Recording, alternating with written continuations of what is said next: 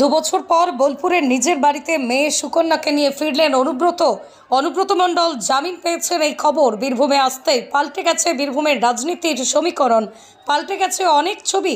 গত 3 দিন আগে অনুব্রত মণ্ডলের বোলপুরের নিচুপট্টির বাড়িতে দেখা পাওয়া যেত না আর কারোর। আজ সেই বাড়িতেই মানুষের সমাগম, ভিড়ে ঠিক করছে বাড়ির চারপাশ, বাজানো হচ্ছে ঢাক ঢোল, খেলা হচ্ছে আবির। বোলপুর শহরের ও জেলার বিভিন্ন প্রান্ত থেকে আসা তৃণমূলের নেতা নেত্রীদের ভিড় রয়েছেন। কারামন্ত্রী চন্দ্রনাথ সিনহা, বিকাশ রায়চৌধুরী সহ অন্যান্য ছোট বড় সমস্ত নেতা নেত্রীরা।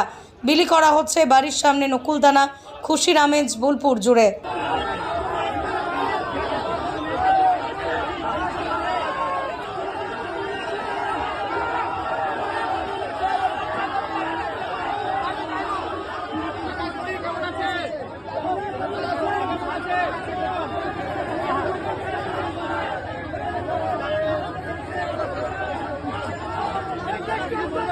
Abi,